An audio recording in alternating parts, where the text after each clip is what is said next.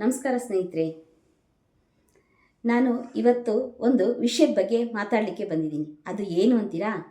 ವಿದ್ಯಾರ್ಥಿಗಳ ಮಾನಸಿಕ ಆರೋಗ್ಯ ಅಂತ. ಯಾಕೆ ಇದೇ ವಿಷಯ ತಗೊಂಡಿದ್ದೀನಿ ಅನ್ನೋದಾದರೆ, ಈಗ SLC ಪರೀಕ್ಷೆಗಳು ಮತ್ತು PUC ಪರೀಕ್ಷೆಗಳು ಹತ್ತಿರ ಬರ್ತಾ ಇದ್ದಾವೆ.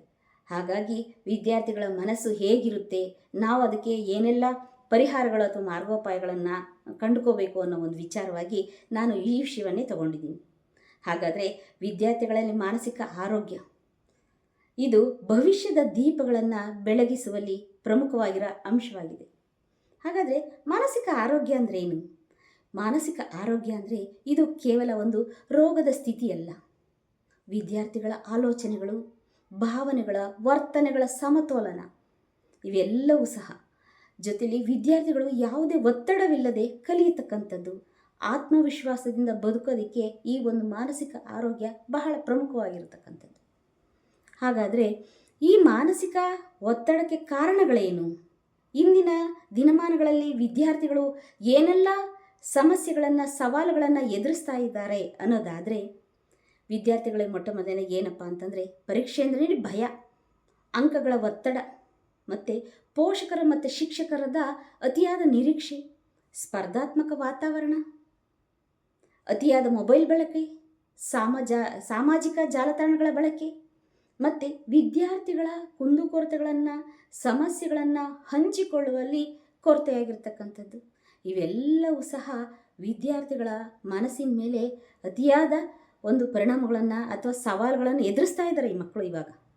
ಹಾಗಾದರೆ ಇದಕ್ಕೆ ಈ ಮಕ್ಕಳ ಮನಸ್ಸಿನ ಮೇಲೆ ಏನೆಲ್ಲ ಪರಿಣಾಮಗಳು ಇನ್ನೂ ಹೆಚ್ಚಾಗಿ ಬೀಳ್ತವೆ ಅಂತಂದರೆ, ಮಕ್ಕಳಿಗೆ ಆತ್ಮವಿಶ್ವಾಸದ ಕೊರತೆ, ಓದಿನಲ್ಲಿ ಆಸಕ್ತಿಯ ಕೊರತೆ, ಏಕಾಂತ ಭಾವ, ಭಯ, ನಿರಾಸಕ್ತಿ, ವ್ಯಕ್ತಿತ್ವ ವಿಕಾಸಕ್ಕೆ ಅಡ್ಡಿಯಾಗಿರ್ತಕ್ಕಂಥದ್ದು ಇವೆಲ್ಲವೂ ಸಹ ವಿದ್ಯಾರ್ಥಿಗಳ ಮನಸ್ಸಿನ ಮೇಲೆ ಪರಿಣಾಮಗಳನ್ನು ಬೀರ್ತಾ ಇದೆ. ಹಾಗಾದರೆ ಇದಕ್ಕೆ ಮಾರ್ಗೋಪಾಯಗಳೇ ಇಲ್ವಾ? ಖಂಡಿತ ಇದೆ ಸ್ನೇಹಿತರೆ.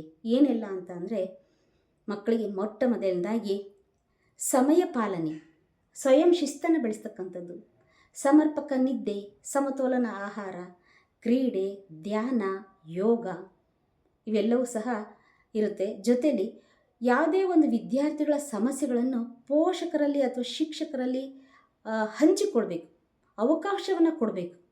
ಮೊಬೈಲ್ ಬಳಕೆಯನ್ನು ಕಡಿಮೆ ಮಾಡ್ತಕ್ಕಂಥದ್ದು, ತನ್ನ ಸಾಮರ್ಥ್ಯದ ಮೇಲೆ ತಾನು ನಂಬುವಂತೆ ಮಾಡ್ತಕ್ಕಂಥದ್ದು ಇವೆಲ್ಲವೂ ಸಹ ಮಾರ್ಗೋಪಾಯಗಳಾಗಿರ್ತವೆ. ಇಷ್ಟೇ ಅಲ್ಲ, ಹಾಗಾದರೆ ಶಿಕ್ಷಕರ ಪಾತ್ರ ಏನಾಗಿರುತ್ತೆ, ಪೋಷಕರ ಪಾತ್ರ ಏನಾಗಿರುತ್ತೆ ಇದರಲ್ಲಿ ಅಂತ ಅನ್ನೋದಾದರೆ, ಸ್ನೇಹಿತರೆ ನೋಡ್ರಿ, ವಿದ್ಯಾರ್ಥಿಗಳಿಗೆ ಒಂದು ಮಗುವಿನಿಂದ ಇನ್ನೊಂದು ಮಗುವಿಗೆ ಹೋಲಿಕೆ ಮಾಡೋದನ್ನು ನಾವು ನಿಲ್ಲಿಸಬೇಕು. ಅಂಕಗಳಿಗಿಂತ ನಾವು ಪ್ರಯತ್ನವನ್ನು ಮೆಚ್ಚಬೇಕು. ಇದ್ರ ಜೊತೆಯಲ್ಲಿ ಏನು ಮಾಡಬೇಕು ಅಂದರೆ, ವಿದ್ಯಾರ್ಥಿ ಅಂದಮೇಲೆ ತಪ್ಪು ಮಾಡೇ ಮಾಡ್ತಾನೆ. ಆ ತಪ್ಪು ಮಾಡಿದಾಗ ದಂಡಿಸುವುದಕ್ಕಿಂತ ಅಥವಾ ಶಿಕ್ಷಿಸುವುದಕ್ಕಿಂತ ಅವನಿಗೆ ಮಾರ್ಗದರ್ಶನವನ್ನು ನೀಡೋದು ಬಹಳ ಪ್ರಮುಖವಾಗಿರತಕ್ಕಂಥದ್ದು. ಇವೆಲ್ಲವೂ ಸಹ ಶಿಕ್ಷಕರು ಮತ್ತು ಪೋಷಕರ ಪಾತ್ರ ಬಹಳ ಮುಖ್ಯವಾಗಿರುತ್ತೆ. ಹಾಗಾದರೆ ಈ ವಿದ್ಯಾರ್ಥಿಗಳ ಮಾನಸಿಕ ಆರೋಗ್ಯ ಉತ್ತಮವಾಗಿದ್ದರೆ ಮಾತ್ರ ಶಿಕ್ಷಣಕ್ಕೊಂದು ಅರ್ಥಪೂರ್ಣ ಆಗ್ತದೆ.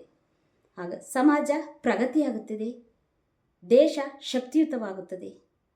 ಆರೋಗ್ಯ ಮನಸ್ಸು, ಉಜ್ವಲ ಭವಿಷ್ಯ, ಈ ಧ್ಯೇಯವಾಕ್ಯದೊಂದಿಗೆ ನಾವೆಲ್ಲರೂ ಸಹ ಕೈ ಜೋಡಿಸೋಣ ಬನ್ನಿ ಸ್ನೇಹಿತರೆ ಅಂತ ಅಂದ್ಬಿಟ್ಟು ನನ್ನ ಮಾತುಗಳನ್ನು ಮುಗಿಸ್ತಾ ಇದ್ದೀನಿ. ನಮಸ್ಕಾರ.